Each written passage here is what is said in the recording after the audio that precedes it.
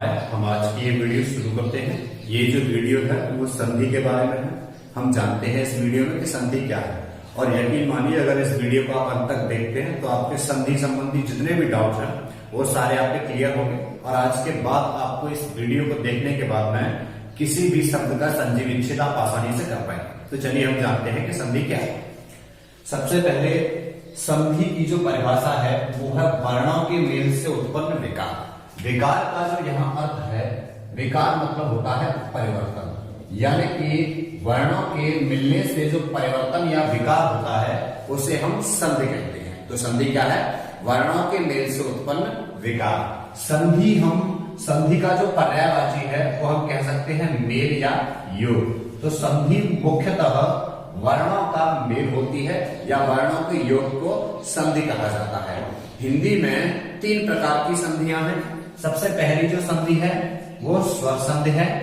दूसरी, अगर मैं बात करूं संधि के भेदों की, तो संधि के भेद हैं कितने? 3। संधि के भेद हैं 3। एक स्वर संधि, दूसरी व्यंजन संधि, और तीसरी संधि का जो नाम है वो है विसर्ग संधि। तो हिंदी में कितने प्रकार की संधियां हैं? 3। स्वर संधि, व्यंजन संधि और विसर्ग संधि।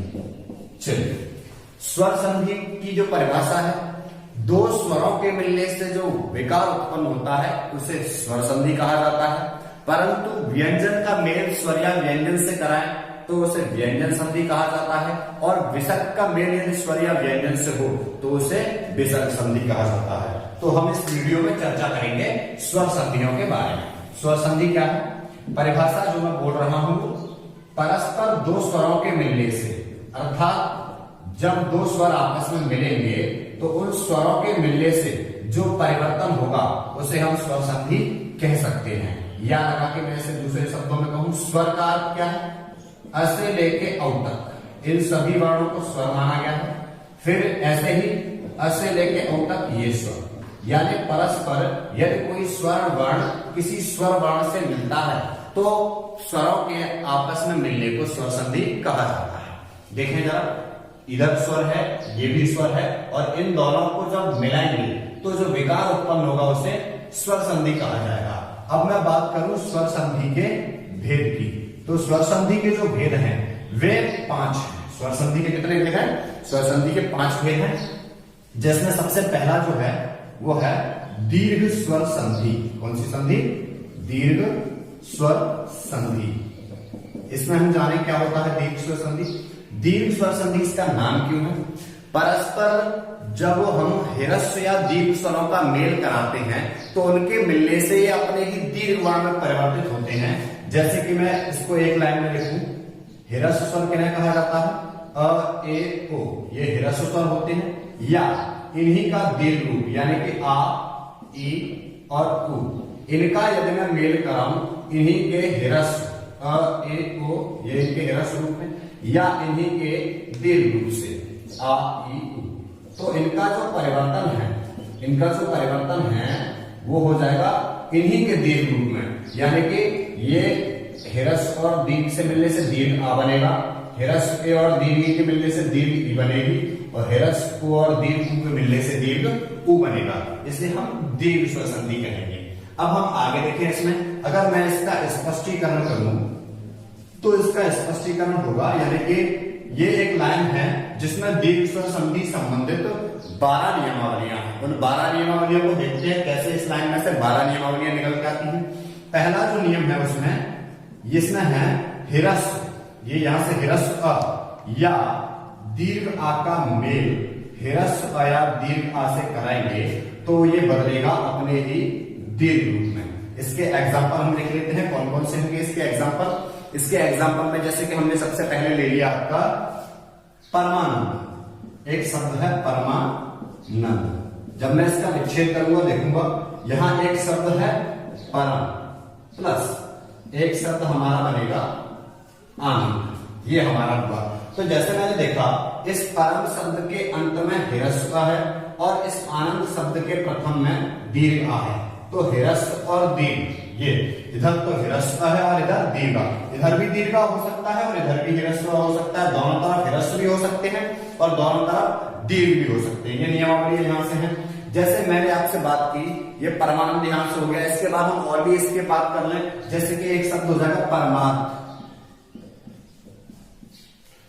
परमार्थ, तो जरा देखें हम यहां से, परमार्थ में पहला जो शब्द है वो परम है प्लस अर्थ। जैसे कि हम इसमें देखें परमार्थ में, तो परम का जो अंतिम वर्ण है वो भी हिरस्व का है, और जो अर्थ का प्रथम वर्ण है वो भी हिरस्व का है। तो यहाँ पर दोनों हिरस्व मिले हैं, यानी कि इस एक लाइन से नियमावलियां निकलती हैं।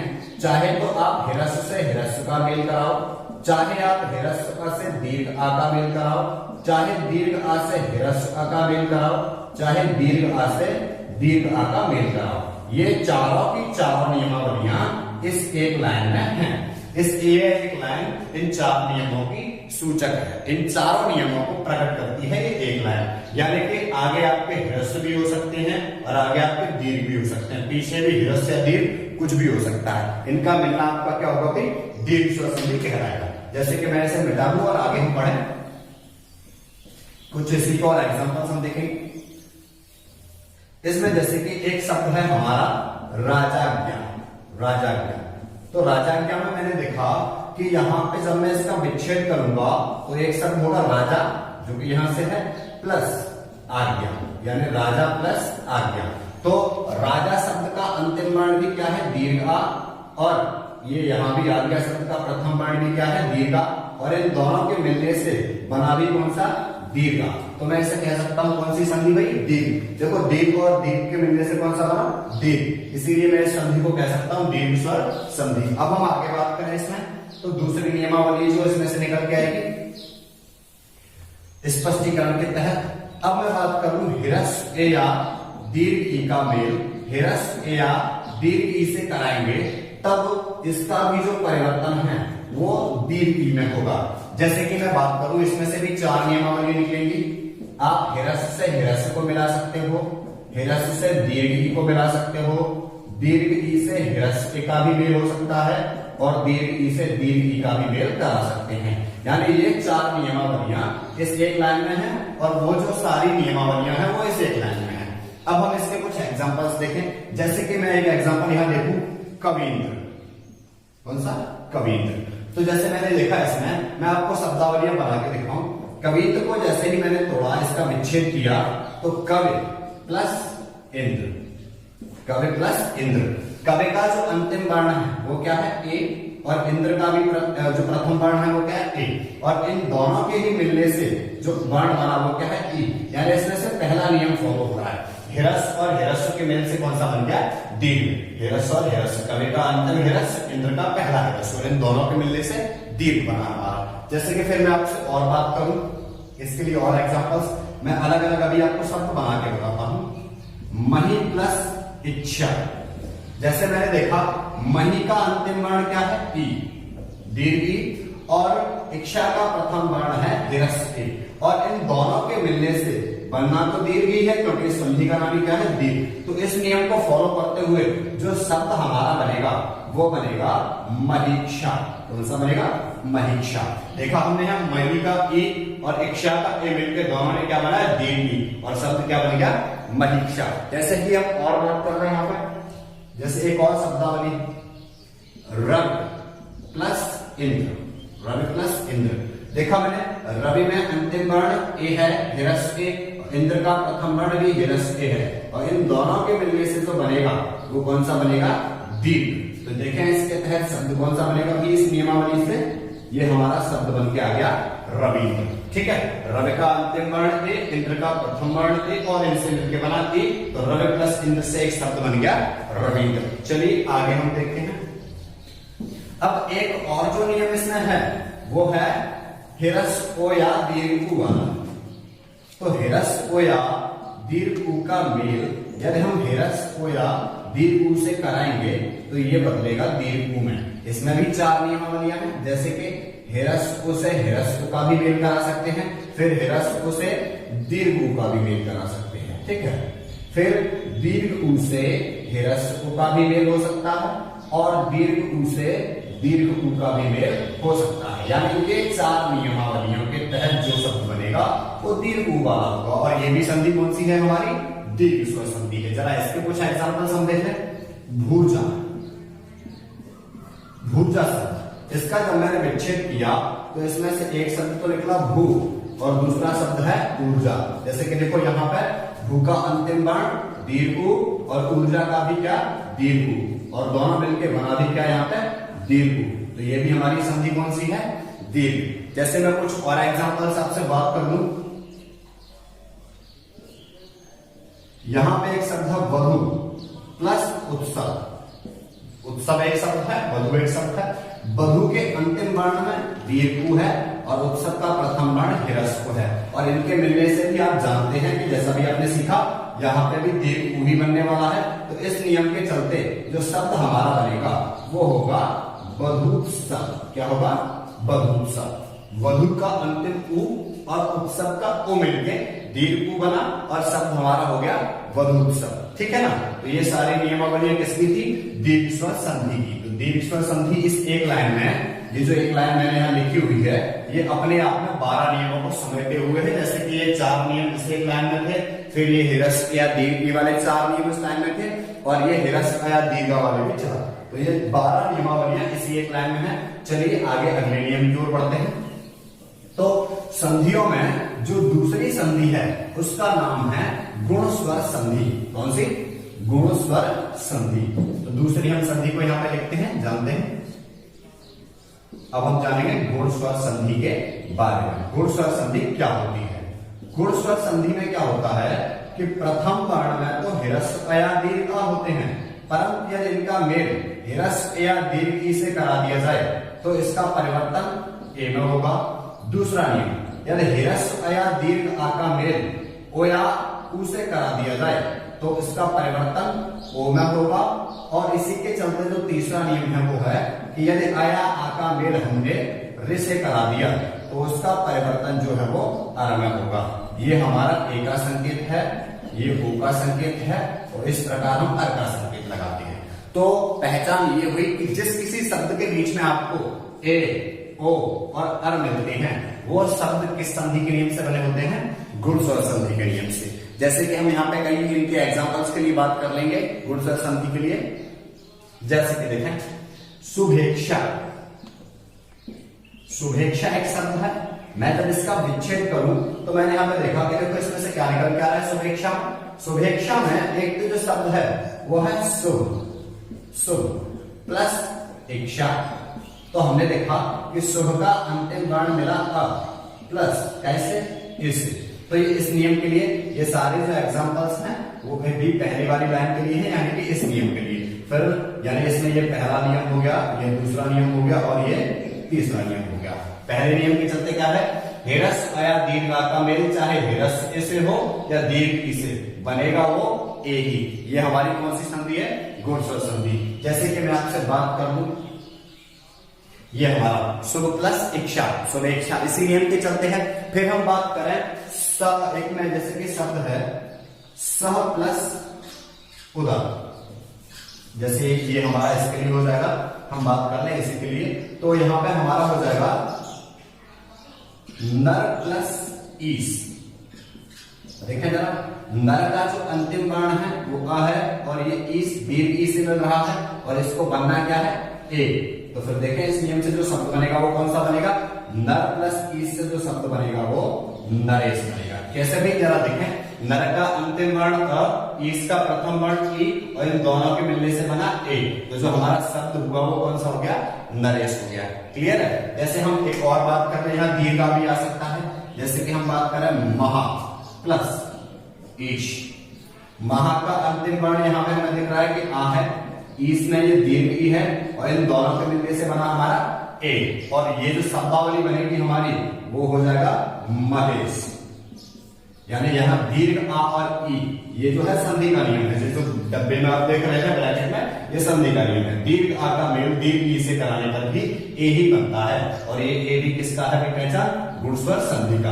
अब हम बात कर लें दूसरे नियम के एग्जांपल्स के लिए, यानी अया आ का मेल यदि ओया ऊ से हो तो फिर ओ बनेगा।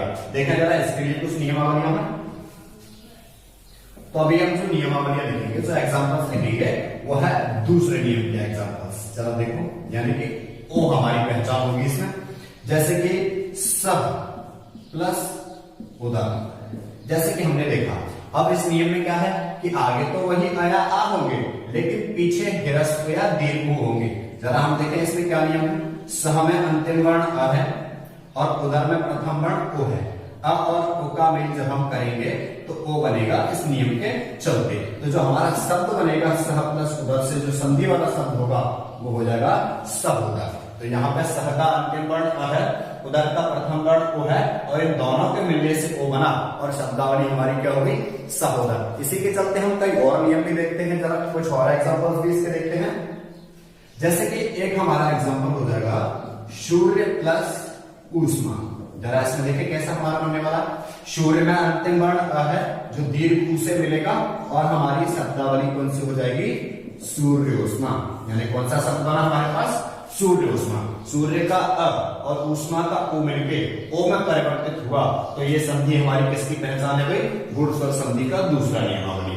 अब हम बात कर रहे हैं इसके तीसरे नियम के लिए। तो गुण स्वर संधि का जो तीसरा नियम है उसमें हमारे एग्जांपल्स की यदि हम बात करें तो यहां प्रथम वर्ण तो अया आ ही होगा, परंतु अंतिम वर्ण जो दूसरा शब्द है उसका प्रथम वर्ण हमारा कौन सा हो जाएगा इसमें रे हो जाएगा। जैसे मैं बात कर लूं इसके लिए फॉर एग्जांपल्स देव प्लस ऋषि, देव प्लस ऋषि। यहां हमने देखा कि देव का जो अंतिम वर्ण है वो हिरस्व है और ऋषि का क्या मिल रहा है रे, ऋषि शब्द का रे। और इन दोनों के मिलने से जो नियम के चलते बनना है, यहाँ अ मिला यहाँ रे है तो क्या बनने वाला है यहाँ पे अ। देखें जरा शब्द जो हमारा बनेगा वो क्या बनेगा देव प्लस ऋषि। जब मैं इसको लिखूंगा शब्दावली बना के तो देवर्षि ये हमारा हो गया और ऊपर ये र लग जाएगा तो ये शब्द बना हमारा देवर्षि। एक और उदाहरण में अगर इसके लिए बात करूं तो शीत प्लस ऋतु, शीत प्लस ऋतु। शीत में अंतिम वर्ण भी क्या है भाई अ है और ये कैसे मिल रहा है ऋषि। तो इसको भी परिवर्तित कायम होना, मैं इसको संकेत में लिख दूं या इस प्रकार से ये अर्क की मात्रा का संकेत होता है। तो जो शब्दावली हमारी बनेगी, जो उदाहरण हमारा बनेगा वो हो जाएगा शीतल। क्या हो गया शीतल। यहाँ अ और रे मिलकर काय में परिवर्तित हो गए अर और शब्द बन गया हमारा शीतल। अब हम बात कर रहे हैं अगले नियम के लिए। तो ये गुण स्वर संधि के नियम हुए। अब हम बात कर रहे हैं अगले नियम के लिए। तो अगली जो हमारी संधि है उसका नाम है वृद्धि स्वर संधि। कौन सी वृद्धि स्वर संधि। जरा देखें हम वृद्धि स्वर संधि के बारे में। ये भी नाम की तरह ही है, जैसे कि हमने दीर्घ संधि पढ़ी थी ठीक वैसे ही ये वृद्धि भी अपने नाम की तरह है। जैसे हम इसे देखें वृद्धि, वृद्धि का मतलब होता है बड़ा। तो इसमें देखें क्या है, इसमें नियम ये है कि यदि हिरस्व या दीर्घ आ का मेल, पहला इसमें जो नियम है अगर हम छोटा ए या बड़ा आई यानी इसके छोटे या बड़े रूप इनसे हम मेल कराएं तो ये अपने ही वृद्धि मतलब बड़ा होता है तो ये अपने ही बड़े रूप में बदलेगी आई और इसका संकेत हम इस प्रकार लगाते हैं। दूसरा नियम जो है इसके चलते वो ये है कि यदि हिरस्व या दीर्घ आ का मेल ओ या औ से कराएं तब फिर ये भी कायम बदलने वाला है भाई, ये भी हमारा औ में परिवर्तित होगा और इसका संकेत ये है। तो ये हमारा कैसा हो गया भाई वृद्धि स्वर संधि का। इसमें नियम ये है कि यदि हम हिरस्व या दीर्घ अ का मेल ए या ऐ से कराएं तब ये ऐ में परिवर्तित होगा और यदि हम हिरस्व या दीर्घ अ का मेल ओ या औ से कराएं तो ये औ में परिवर्तित होगा। तो पहचान के रूप में यदि हम देखें तो जो इस नियम से बने हुए शब्द होंगे उन शब्दों के बीच में हमें संकेत के रूप में ऐ या औ मिलेगा। जरा हम इसके उदाहरणों की बात कर लें। तो इसको उदाहरणों की यदि हम बात करें तो एक हमारा इसका एग्जाम्पल है पहले वाले नियम का। इस पहले नियम के एग्जाम्पल की बात कर लें। अया आका में ए आई से होने पर ए बन जाना एक प्लस एक। तो जो हमारी शब्दावली बनेगी एक का अंतिम वर्ण क्या है भाई अ और ये कैसे मिल रहा है ए से। अ का मेल ए से होने पर बनना क्या है आई नियम के चलते। तो हम जैसा आई को बनाएंगे तो हमारे पास जो शब्दावली होगी वो होगी एक का एक। जैसे कि हम बात करते हैं इसके लिए एक और एग्जाम्पल की मत प्लस एक्ट, मत प्लस एक्ट। तो जो शब्दावली हमारी बनेगी वो हो जाएगा मतैक्ट। कौन सा हो जाएगा मतैक्ट। जैसा कि हमने देखा यहाँ पर मतैक्ट में क्या है मत का जो अंतिम वर्ण है वो अ है और ये कैसे मिला ऐसे लेकिन बना क्या आई। तो ये जो नियमावली है जो ब्रैकेट में है वो रूल्स हैं संधि के और ये संधि के नियमों से बने हुए शब्द हैं। देखो इस शब्द के बीच में भी ऐ है और इस शब्द के बीच में भी ऐ है, तो ये हमारे पहले नियम के एग्जाम्पल्स हो गए। ठीक है, अब हम बात करेंगे दूसरे नियम के उदाहरणों की, वृद्धि संधि के दूसरे नियम के उदाहरण, जिसमें कि ये वाला है। इसमें हम देखें, इसमें जरा क्या है, हिरस्व अया दीर्घा का मेल ओया औ से होने पर ये औ में ही परिवर्तित हो जाएगा। जैसे हम बात कर लें परम प्लस ओजस्वी, परम प्लस ओजस्वी। परम का जो अंतिम वर्ण है वो हिरस्व है और ओजस्वी के ये ओ से मिलेगा तो हमारा बनने वाला क्या है भाई, औ। तो देखें जरा, इससे जो शब्द बनेगा वो क्या होगा, परम प्लस ओजस्वी से जो शब्द बनेगा वो हो जाएगा परमोजस्वी। क्या हो जाएगा भाई, परमोजस्वी। क्लियर। अब हम बात कर लें इसके लिए एक और उदाहरण की, जैसे महा प्लस औषधि, महा प्लस औषधि। तो जरा देखो, महा का जो अंतिम वर्ण है वो दीर्घा है, कोई आपत्ति नहीं। फिर हम देखें जो औषधि है उसमें अंतिम जो उसका प्रथम वर्ण है वो औ है। आका मेल औ से हो तब भी बनने वाला क्या है भाई, औ। तो फिर जो शब्दावली हमारी बनेगी, ये तो नियम हो गया संधि का, जैसा कि हमने पहले लिखा हुआ है यहाँ। जो शब्दावली हमारी बनेगी, जो हमारा शब्द बन के आएगा वो हो जाएगा महोषधि, अर्थात महान है जो औषधि। तो ये हो गया हमारा वृद्ध स्वर संधि के उदाहरण। चलिए अभी हम अगली संधि की ओर बढ़ते हैं, जिसका नाम है यण स्वर संधि। तो हम संधि के स्वर संधि के चौथे भेद की बात करें तो चौथा भेद जो है उसका नाम है यण स्वर संधि। चलिए जरा हम बात करें यण स्वर संधि की। तो यण इस शब्द का अर्थ ही है, इसका यदि मैं विच्छेद करूं इस शब्द का तो य प्लस अन, और अन का मतलब है या अन्य, य के साथ अन्य व्यंजन जहां आते हैं वो संधि यण कहलाती है। इसमें हमारा क्या है, इसमें नियम ये है कि यदि ए या ई के बाद कोई भिन्न स्वर आ जाए, भिन्न का मतलब है ए या ई से अलग, ए या ई के बाद भिन्न स्वर आना चाहिए, यानी ए या ई के बाद ए या ई नहीं आना चाहिए, कोई और स्वर आना चाहिए, परंतु स्वर ही आना चाहिए। तो फिर जो परिवर्तन होगा ए या ई का वो हो जाएगा य में। तो ये हमारी यण स्वर संधि का पहला नियम है। दूसरे नियम की मैं बात करूं तो हिरस्व या दीर्घ उ के बाद यदि हम किसी भिन्न स्वर का मेल करा रहे, ऐसा कि हम देख रहे हैं हिरस्व या दीर्घ उ के बाद मेल हो किसी भिन्न स्वर का, तो ओया उ बदलेंगे व में। और तीसरी नियमावली ये है कि यदि हम रेखा मेल भिन्न स्वर से, यानी रे के बाद हमें रे नहीं मिलाना है, यदि रेखा मेल किसी भिन्न स्वर से हो तो इसका परिवर्तन र में होगा। तो यण संधि की पहचान हो गई य व र। जिस किसी शब्द के बीच में य व और र आते हैं वो संधि के उदाहरण हो जाएंगे यण स्वर संधि के। इसके एग्जाम्पल्स हैं, जैसे कि मैं बात अति प्लस अंत, अति प्लस अंत।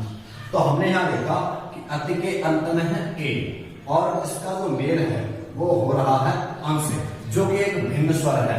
तो फिर इसी नियम के चलते यदि ए के बाद कोई भिन्न स्वर आ जाए तब फिर वो काय बदलने वाला है, यहाँ ए का परिवर्तन हो जाएगा काय में, य में। तो फिर जरा देखें शब्दावली हमारी क्या बनेगी, अ, ये हमारा अ हम जो का क्यों लिखेंगे, तब में से जब ए को अलग कर दिया जाएगा तो ता रह जाएगा आधा, यानी इसमें स्वर हटा लिया और इस ए का परिवर्तन हो गया य में, और य के साथ अ जुड़ जाएगा यहां से और शब्द बन जाएगा अत्यंत। तो अत्यंत कौन सी संधि का उदाहरण हो गया भाई, यण स्वर संधि का। जैसे हम और बात कर रहे हैं इसके एग्जाम्पलों की, ने प्लस ऊन, ने प्लस ऊन, ये हमारा संधि का नियम था। ये वाला ने में अंतिम वर्ण क्या है, न प्लस ए यहां निकलेगा और ये मिल रहा है इससे ऊ से, तो ए के बाद ऊ आ रहा है जो कि इससे भिन्न है, तो फिर ए का परिवर्तन फिर कायम होने वाला य में। ये हमारा नियम है। और जो शब्द बनेगा उदाहरण में वो शब्द हो जाएगा न्यून।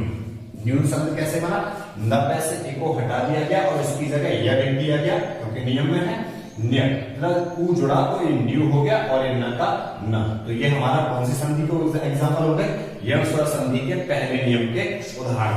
अब हम बात करेंगे किसके उदाहरण की, पहले नियम के एग्जाम्पल्स इस वाले के। अब हम बात करेंगे व संबंधी नियम। तो यण स्वर संधि के दूसरे नियम के उदाहरणों के बारे में जानेंगे। चलिए देखें क्या है। तो यह है दूसरा नियम, यानी ओया ऊ के बाद कोई भिन्न स्वर आ जाए तो फिर उसका परिवर्तन क्या में होगा, व में होगा। जैसे कि हम देखें अनु प्लस अय। अनु में अंतिम वर्ण क्या है भाई, वो है जो अय के काय से मिल रहा है, अ से, तो फिर इसका परिवर्तन जो होना है वो का, वो काय में हो जाएगा, व में हो जाएगा। क्लियर है। अनु का अंतिम वर्ण ओ है और इसके बाद अ आ रहा है जो कि एक भिन्न स्वर है, तो ओ का जो परिवर्तन है वो काय में होगा, व में, और जो शब्द बनेगा वो शब्द हो जाएगा अनवय। शब्द क्या हो गया हमारा यहाँ पे, अनवय शब्द हुआ हमारा यहाँ पे। ठीक है, चलिए अब हम बात करें जो इसका अगला नियम है, तीसरा नियम यण स्वर संधि का, उसके एग्जाम्पलों की हम बात करते हैं। देखें जरा, तीसरा नियम क्या है हमारा, यदि रे के बाद भिन्न स्वर आ जाए तो उसका परिवर्तन र में हो जाएगा। जैसे कि हम बात करें पितृ प्लस अनुमति, पितृ प्लस अनुमति। यहां पे हमने देखा कि पितृ में जो अंतिम वर्ण है वो है हमारा रे, ये रे का संकेत है, इस प्रकार रे की मात्रा लगाई जाती है। और अनुमति का जो प्रथम वर्ण है वो अ है। अनुमति का जो प्रथम वर्ण है वो क्या है, अ है। तो यहाँ पितृ का रे और अनुमति का अ जो मिल रहा है, तो रे का जो परिवर्तन है वो काय में हो रहा है, र में हो रहा है। क्लियर। जैसे कि इस रे का परिवर्तन काय में हो जाएगा, र में। फिर जो शब्दावली बनेगी वो हो जाएगी हमारी पितृनुमति। शब्द क्या बनेगा हमारा, पितृनुमति। तो पितृनुमति जो शब्द है वो उदाहरण है काय का, हमारा यण स्वर संधि के तीसरे नियम का, यानी पितृनुमति भी यण स्वर संधि का उदाहरण है। अब मैं बात करूं आपसे यहाँ अगली की, तो जरा देखें एक और एग्जांपल, मात्र प्लस आज्ञा, मात्र प्लस आज्ञा। मात्र में अंतिम वर्ण भी क्या है भाई, रे, और ये आज्ञा के आ से मिल रहा है जो कि रे के बाद भिन्न स्वर आ रहा है, और जब ये भिन्न स्वर आएगा तो इसका परिवर्तन होने वाला है र में। तो जो शब्द हमारा बनेगा इस नियम से वो हो जाएगा मात्रा क्या। तो मात्रा क्या शब्द भी इस नियम का उदाहरण है हमारे यण स्वर संधि का। मात्रा क्या भी हमारा किस संधि का उदाहरण है, यण स्वर संधि का। क्लियर है।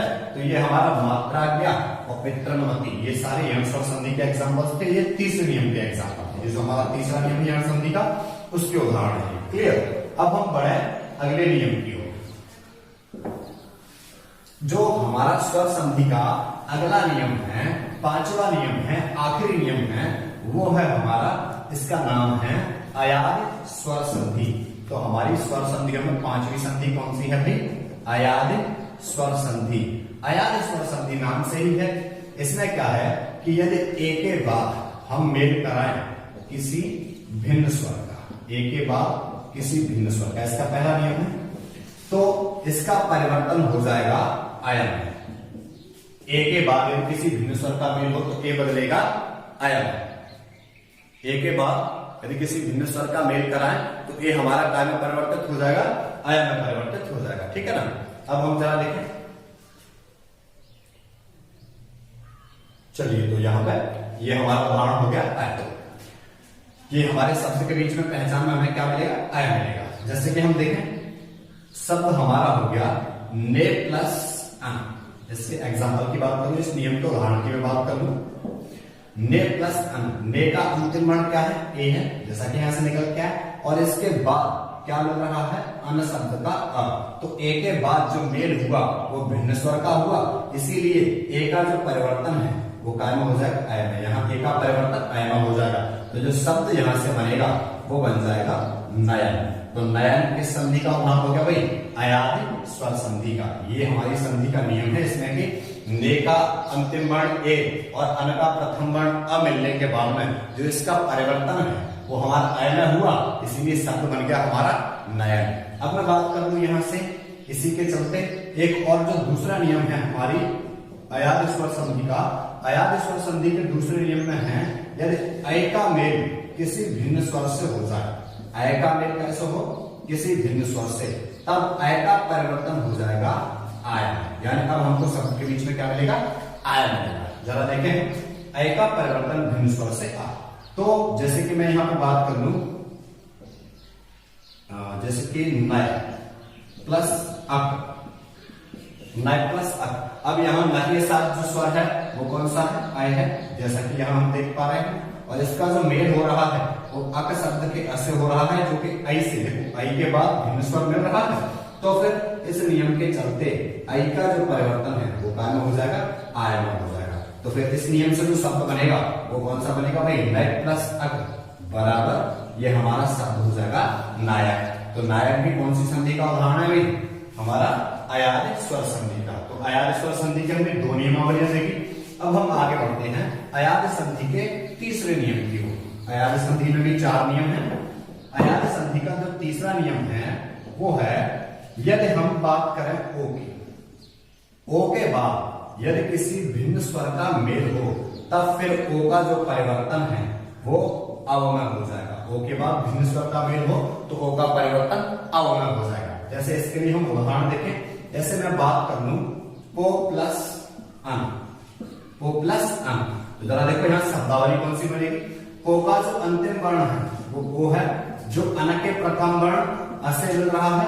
तो जरा देखो ओ का मेल यदि अ से हमारा हो रहा है तो ओ का मेल अ से हुआ, जो कि एक भिन्न स्वर है, ओ से भिन्न है, ओ से अलग है, तो फिर इसका जो परिवर्तन है वो होगा अवमय। वो काय में हो जाएगा, अवमय। तो जो शब्द बनेगा, ये हमारी संधि का नियम है, ओ के बाद अ आया जो कि भिन्न स्वर है, तो ओ का परिवर्तन काय में हो गया, अवमय।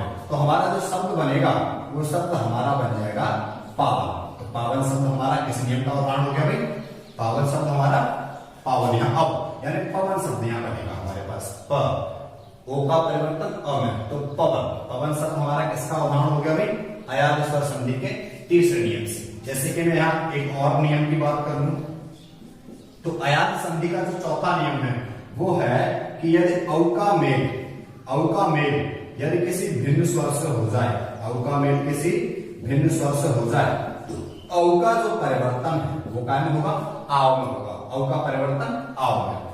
ये हमारा अयाद स्वर संधि की पहचान हो गई। अब हम बात करें, हमें पहचान में क्या मिलने वाला है, यहाँ पे आव हमें शब्द के बीच में मिलेगा। जैसे हम एग्जाम्पल में बात कर लें, तो मैं यहाँ पे बात करूं पौ प्लस अन, पौ प्लस अन, यहाँ ओ था, यहाँ औ है, तो फिर ओ काय में बदला, औ में बदला, और औ काय में बदलेगा, आव में। तो इसके चलते जो नियम पर शब्द बनेगा हमारा वो हो जाएगा पावन। जैसे इसके लिए मैं एक और उदाहरण की बात कर लूं, गए प्लस जैसे गौ, औ चाहिए ना हमें, गौ प्लस अन या अक।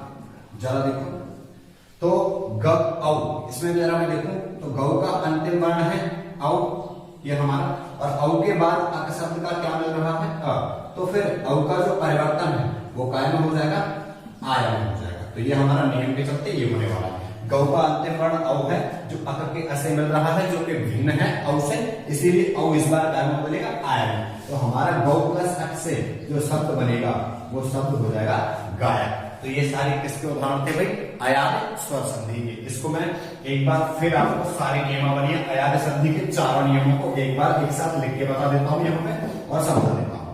यदि ए, ऐ, ओ, औ ये चारों हमारे अयाद संधि में आते हैं, इन चारों का ही मेल, इसका ए का भी मेल, ऐ का भी मेल, ओ का भी मेल और औ का मेल, इन सबका मेल, यानी इन चारों का मेल यदि इनसे किसी भिन्न स्वर से हो तो फिर अलग अलग परिवर्तन होंगे। यानी ए का जो परिवर्तन है वो हो जाएगा आयन।